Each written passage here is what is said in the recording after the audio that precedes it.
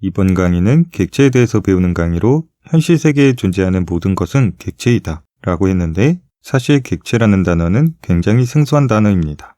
일단 객체는 영어로 오브젝트라고 합니다.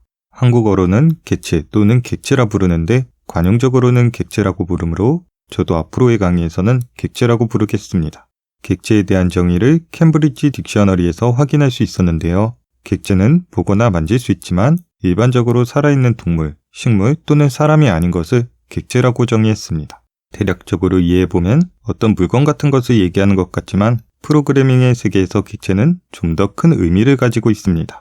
위키에선 컴퓨터 과학의 객체 또는 오브젝트는 클래스에 정의한 것을 메모리에 할당한 것으로 프로그램에 사용되는 데이터 또는 식별자에 의해 참조되는 공간이라고 설명했습니다. 객체에 대해서 아는 사람은 이해할 수 있지만 사실 처음 배우는 사람은 도저히 무슨 말인지 이해할 수가 없습니다. 그래서 고민했습니다. 객체를 어떻게 설명할 수 있을까 하고요. 그래서 코드라떼에서는 객체를 이렇게 설명합니다. 현실 세계에 존재하는 모든 것, 속성과 행위를 가지고 있는 물리적인 것을 포함하여 논리적인 어떤 것, 그리고 프로그래밍에서는 현실 세계에 존재하는 것을 구현할 대상으로 오브젝트라고 설명하기로 했습니다. 그래도 객체라는 것이 무엇인지 크게 감이 오지 않을 수 있는데요. 그래서 현실 세계에 존재하는 어떤 것을 가지고 객체라는 것에 대해 얘기할 겁니다. 현실 세계에는 인간이 존재합니다.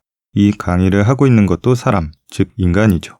캠브리지 딕셔너리에서는 인간은 객체라고 부를 수 없지만 프로그래밍의 세계에서는 객체라고 부를 수 있습니다. 기본적으로 인간은 뇌, 장기, 심장, 혈액, 신경계 등을 가지고 있으며 동물이 가지고 있는 특징을 가지고 있지요. 이러한 인간을 구성하는 인체도 객체라고 부를 수 있습니다. 그리고 인체 객체들이 모여 인간이란 객체를 구성합니다.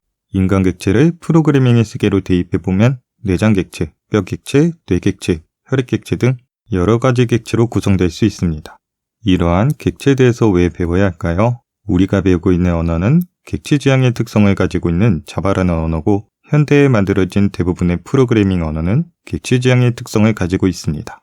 객체 지향의 특성을 가지는 이유는 프로그램의 크기가 점점 커지면서 구조적인 프로그래밍만 지원하는 언어로는 프로그램을 만드는 것에 대해 한계를 느끼며 좀 더 어떻게 잘 만들까 하다가 고민하여 나온 결론 중 하나가 바로 객체 지향 설계법입니다. 이 객체 지향 설계법을 지원하는 언어 중에 하나가 자바라는 언어입니다. 그러므로 객체 지향이 무엇인지 알기 전에 객체에 대해서 알아야 합니다. 객체는 속성과 행위를 가지고 있는데요. 속성은 데이터, 즉 명사의 느낌이 드는 부분을 속성이라고 보면 됩니다. 예시로 인간의 속성을 얘기하면 이름, 나이, 성별, 혈액형, 키, 생년월일 같은 이런 것들을 속성이라고 할 수 있습니다. 그렇다면 행위는 동사의 느낌이 드는 부분을 행위라고 생각하시면 좀 더 쉬울 것 같습니다. 예시로 예배를 드리다, 밥을 먹다, 잠을 자다 등 이런 것들이 인간의 행위입니다. 꼭 유형의 것만 객체로 부를 수 있는 건 아니고 무형의 눈에 보이지 않는 것도 객체로 부를 수 있습니다. 강이라는 것은 물체로 존재하는 것이 아닌 논리적인 개념이죠. 이러한 것도 객체로 부를 수 있습니다. 예시로 강의의 속성이라면 이런 것들이 있을 수 있는데 강의 이름, 강의 시간, 강의 내용 등 이런 것들을 속성이라고 부르고 행위는 강의 이름이 변경되다, 강사 이름이 변경되다 이런 것들이 강의와 관련된 행위입니다. 마지막으로 객체를 딱 한마디로 정리하면 현실 세계에 존재하는 모든 것은 객체이며 속성과 행위를 가지고 있다. 그리고 현실 세계에 존재하는 모든 것은 객체로 부를 수 있다. 지금은 객체가 그런 거구나 하고 느낌만 가져가도 문제는 없습니다. 우리는 앞으로 자바라는 프로그래밍 언어를 통해 객체라는 것을 만들 텐데요. 그러기 위해서는 현실 세계에 존재하는 사물이나 동물 또는 유무형의 무엇인가를 깊게 관찰하는 것에 익숙해져야 합니다. 그럼 다음 강의에서 뵙겠습니다.